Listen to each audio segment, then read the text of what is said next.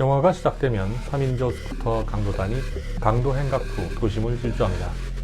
바이크 경주 챔피언 출신 델보 경감이 추적하지만 강도단 우두머리에게 기습을 허용하고 바이크가 고장나는 바람에 탈출을 지켜보게 됩니다.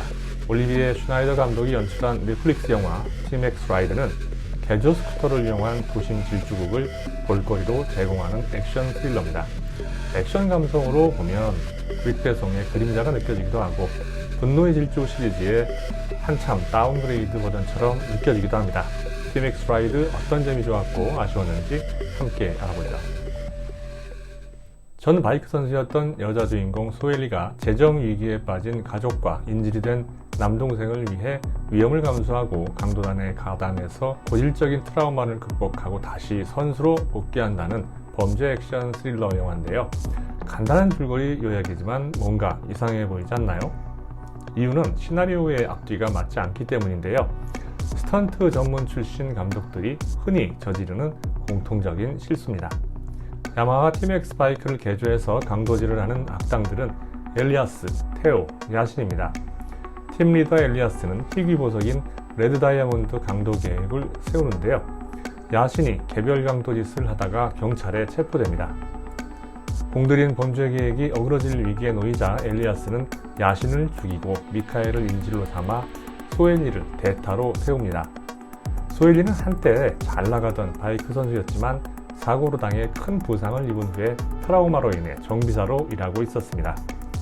소엘리는 범죄 가담 대가로 10만 파운드를 요구합니다. 미카엘이 우승을 놓치면서 팀의 후원이 끊기고 아버지가 막대한 빚을 졌다는 사실을 알았기 때문입니다. 정비를 마친 바이크를 탄 세 사람은 다이아몬드 딜러의 차를 전복시키고 보석을 탈취합니다. 이때 델보 경감이 이들을 추적합니다. 소엘리를 잡으려던 델보를 엘리아스가 바이크로 들이받고 격투를 벌입니다. 엘리아스가 델보를 쓰러뜨리지만 델보는 재빨리 수갑을 채웁니다. 소엘리는 범죄 연루 사실을 경찰에 진술하면 야신을 살해한 사실을 알리겠다고 협박한 후 수갑 열쇠를 강에 던져버립니다. 1년 후 소엘리는 동생과 함께 바이크 대회에 복귀합니다. 이 영화의 감독 올리비에 슈나이더는 스턴트맨 출신입니다. 스턴트맨 출신 감독들은 뛰어난 액션을 연출하는 데에는 일가견이 있지만 구성이나 스토리텔링에서는 약점을 보이는데요. 스턴트맨 경력을 고려하면 어쩔 수 없는 현상이겠죠.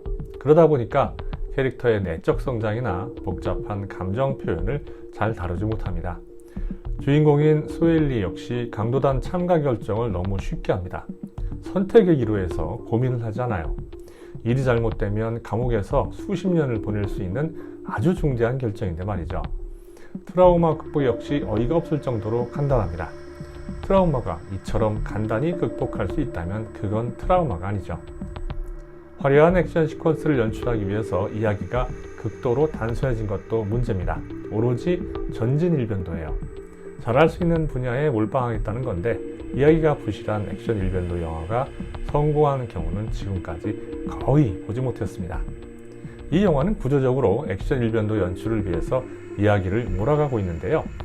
지원을 요청하는 델보 경감의 결정에 반대하는 여자 상사, 빚 때문에 어쩔 수 없이 강도단에 참여하는 주인공, 불필요하게 삽입한 팀엑스 개조장, 빚 갚을 능력도 없으면서 무조건 낙관적인 아버지 등이 바로 그런 예죠.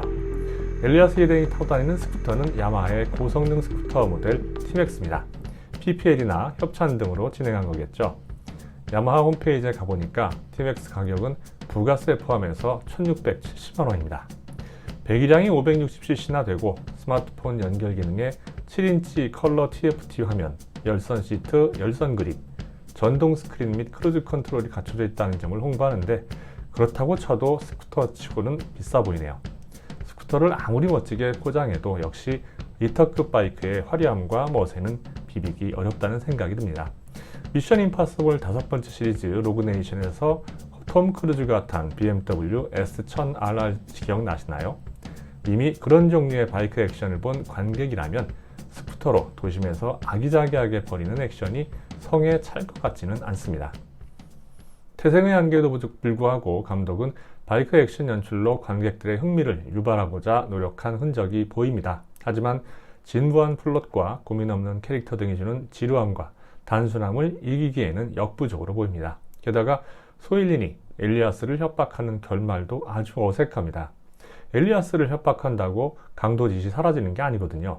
이미 델보 경감이 엘리아스 일당이 3명이라는 사실을 알고 소일린을 봤는데 엘리아스만 입 다물고 있으면 모든 게 없던 일로 된다는 결말, 정말 어이가 없더군요.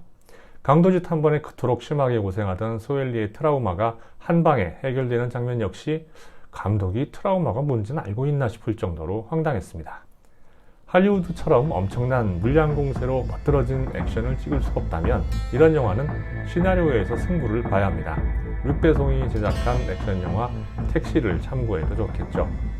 이야기는 마찬가지로 단순하지만 택시를 불법 개조한 젊은 택시 운전사가 벌이는 대소동이라는 독특한 컨셉이 관객들에게 어필했으니까요. 다음 작품에서는 자신의 장점을 살리면서 약점을 보완한 작품으로 만났으면 좋겠네요. 이 영화에 대한 평점은 4.5점입니다.